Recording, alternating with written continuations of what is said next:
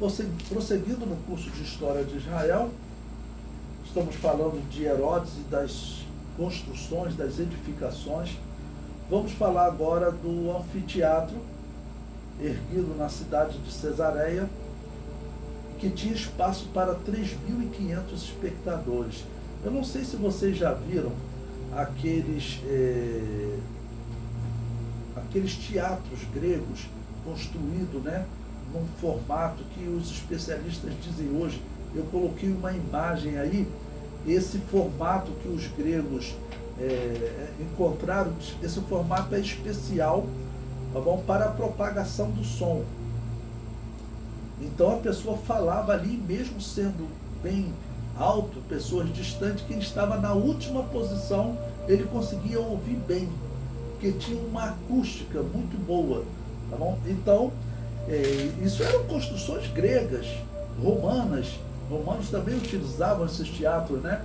O que Herodes fez? Ele contratou, claro, os engenheiros e construiu na cidade de Cesareia esse que é chamado de anfiteatro, que existe lá até os dias de hoje. Tá bom? Coloquei também na página 40 uma maquete do anfiteatro para mostrar como ele era, porque ele tinha aquele local onde sentava a maioria das pessoas, mas se você olhar acima, né, você também vê que tinha como os camarotes, né, locais especiais para as pessoas poderem apreciar aqueles teatros, shows. Então, isso não era comum em Israel, isso era comum entre os pagãos. Tá bom? Mas Herodes vai trazer tudo isso para Israel. Bom, além do anfiteatro, eu coloquei aí também um hipódromo. Não sei se vocês viram aquele filme Ben-Hur, em que ali ocorre uma corrida, né, em bigas, aquelas tipo carroças puxadas por animais, né, eram chamadas de bigas. Então eles ficavam circulando, tá, ok, em um hipódromo. E Herodes construiu um hipódromo. Então aquilo ali eram jogos, atraíam pessoas, eram práticas dos povos pagãos. Os judeus não gostavam, os israelitas não gostavam dessas práticas, ok? Até porque normalmente envolvia violência, né? Até gladiadores. Mas em termos de riquezas e grandes edificações, um hipódromo está ali, o tamanho dele, para você observar como era grande, né? Ok?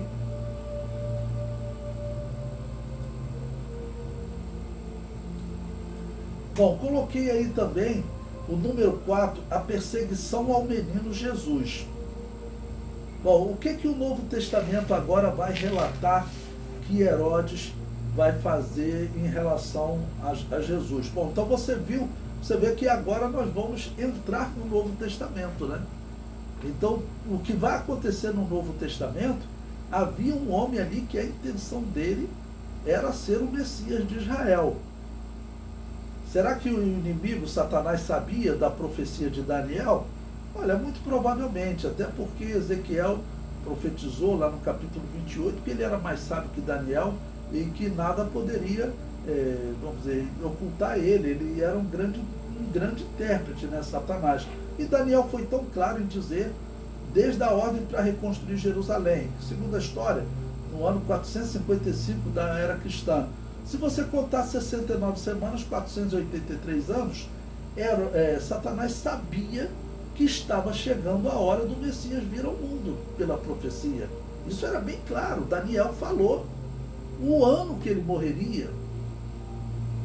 Moisés, como cordeiro pascal, falou o dia que ele morreria, seria o dia da Páscoa, falou a hora que ele morreria, às 3 horas da tarde.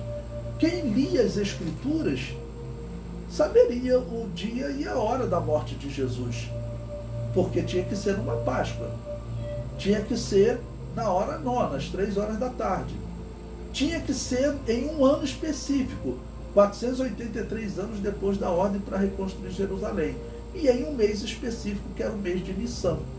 Então, isso era sabido. E quando você pega 483 anos da ordem para reconstruir Jerusalém, bate próximo do ano 29 da era cristã, que é o ano da morte de Jesus. Então, isso é uma profecia maravilhosa. O judeu que acredita na profecia do Antigo Testamento, ele tem que aceitar que Jesus Cristo é o Messias. Ok? Bom, então, tudo isso, quem está no trono? Um homem que ele quer ser o Messias, mas esse homem, na verdade, ele segue a religião de Baal. Herodes, no meu entender, ele nunca se converteu de fato ao judaísmo. Ok? Para mim, ele nunca se converteu de fato ao judaísmo. Continuava pagão, seguindo a religião de Baal. Por isso que eu falo, Baal, que é Satanás, né? Baal, porque o apóstolo Paulo diz, o ídolo nada é. Então, você tem um culto a Baal, uma estátua ali, o apóstolo Paulo diz, está lá 1 Coríntios 10, isso aí é um culto ao demônio. Baal, na verdade, é o demônio. Então, o homem que está sentado no trono de Israel hoje é com certeza um seguidor de Baal. Então, veja o que vai acontecer agora. Está se aproximando o tempo do Messias vir ao mundo. Eu falei para vocês, Simeão, por exemplo, eles conseguiam calcular, quando João Batista fala, eis o Cordeiro de Deus que tira o pecado do mundo, tudo isso que eu acabei de falar para vocês, João Batista sabia. Ele sabia que estava para se cumprir os 483 anos de Daniel. Ele sabia que o Messias viria e morreria como cordeiro. Então ele falou, eis o Cordeiro de Deus que tira o pecado do mundo. E quando João Batista prega isso, faltavam 3 anos para se cumprir a profecia de Daniel da morte do Messias, os 483 anos. Por quê? João Batista disse isso no início do ministério de Jesus, que durou 3 anos, Jesus morreu 3 anos depois. Bom, então vamos ver como que Herodes, esse homem que queria ser o Messias, induzido por esse ódio, né, de Baal, do demônio, o que diz então o Novo Testamento nesse momento. Mateus capítulo 2. E tendo nascido Jesus em Belém da Judéia, no tempo do rei Herodes, eis que os magos vieram do Oriente a Jerusalém. Aqui explicar para vocês, na história de Israel, quem são esses magos? Ok? Esses magos, muito provavelmente, eles são pessoas, por exemplo, israelitas, que viviam no Oriente, eles viviam na região da Babilônia, eles viviam na Mesopotâmia. Quem viveu lá? Daniel. Daniel, ele vivia entre os magos. Nós sabemos que Daniel, ele nunca consultava com os magos da Babilônia as estrelas, ele não consultava as estrelas. A história diz, vocês sabem que o horóscopo, ele nasceu aonde? Ele nasceu em Babel. A história comprova isso. Até hoje eles continuam acreditando que as estrelas determinam o seu destino. O horóscopo diz que o seu destino está escrito. O horóscopo diz que você é predestinado. Ok? Essa era a religião de Babel. Daniel, quando estava lá em Babel, lá na Babilônia, ele não consultava as estrelas. Tanto que quando ele ia falar com os imperadores, você pode observar que ele chamava a Deus sempre de o Deus dos céus, o Deus das estrelas. Ou seja, os teus magos, eles consultam as estrelas. Eu consulto o Deus das estrelas. Okay? Então, por isso, o título de Deus, que é mais comum no livro de Daniel que você encontra, é Deus dos céus, ou Deus das estrelas, ou Deus que criou essas estrelas que os teus magos consultam. Então, esses homens que vieram eram certamente israelitas como Daniel, que Daniel ficou vivendo lá na Babilônia, ficou vivendo entre os magos, mas ele não consultava as estrelas como os magos faziam. Então, os magos da Babilônia faziam, né?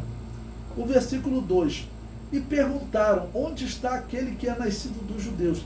Irmãos, eu resolvi ler esse texto para você pensar na história, o que significa esses homens chegarem e falarem assim, nós queremos saber onde está o rei dos judeus. Irmãos, nesse período, os descendentes de Davi, eles tinham que viver escondidos, porque Herodes queria matar todo mundo. Ele estava matando os descendentes dos macabeus, toda a família, ok, de pessoas que tinham direito ao trono, ele mandava matar. Eu falei para vocês de um sábio que existia nos dias de Herodes, chamado Hilel. Diz a história que ele nem se declarava como descendente de Davi, mas a história diz que ele era descendente de Davi. É algo que não tem certeza, ok? Mas esse sábio seria descendente de Davi, tinha uma escola de profetas em Israel, mas não se declarava, porque era a morte na certa. José, ele, vamos dizer, era para ser uma pessoa nobre em Israel, porque ele está vivendo numa aldeia, escondido, lá em Nazaré, fora da região da Judéia, que era o centro administrativo de Herodes em Jerusalém, né, em Cesareia. Por que eles estão vivendo longe dessa região, lá no norte de Israel? Por que eles têm que viver lá na Galileia e Jesus vir lá de Nazaré? Tinha que viver em região escondida, porque se vivesse na cidade, alguém falasse, está aqui um descendente de Davi. José era caçado, ok? Então, quando eles chegam falando, onde está aquele que é nascido rei dos judeus, os israelitas em geral já sabem, olha, Herodes vai mandar matar quantos ele puder. Vai caçar esse rei dos judeus. E pense também naqueles judeus sérios que vão querer, de alguma maneira, vão até fazer uma rebelião para ele não matar o Messias. Por quê? Pela profecia, irmãos, o Messias estava chegando. Estava para se cumprir os 483 anos que Daniel havia dito. Isso é muito importante, mas os judeus não olham para isso, ok? Mas naquela época tinham muitas pessoas que olhavam. Para mim, Simeão, João Batista, todos sabiam disso. E outros também que certamente sabiam, ok? Então ele prossegue. Onde está aquele que é nascido rei dos judeus? Porque vimos a sua estrela no Oriente e viemos adorá-lo. E o rei Herodes, ouvindo isto, perturbou-se e toda Jerusalém com ele, porque Jerusalém falou, vai ter uma matança geral aqui. Ok? Versículo 4. E congregaram todos os príncipes dos sacerdotes e os escribas do povo, e perguntou-lhes onde havia de nascer o Cristo. Uma pausa aqui para explicar a vocês. Vocês lembram nos dias do Novo Testamento de um homem chamado Gamaliel, ok? Que ele fez aquele conselho defendendo os apóstolos. Gamaliel era neto desse homem chamado Hilel. Hilel talvez estivesse ali. Eu sempre falo que essa família, de uma certa maneira, eles envergonharam a profecia judaica. Porque eles eram para estar pregando, olha, a profecia de Daniel fala em 483 anos. Vamos agir. Mas Hilel, segundo a história, ele seria até descendente de Davi, mas tinha que ficar de bico fechado porque morria mesmo. Ok?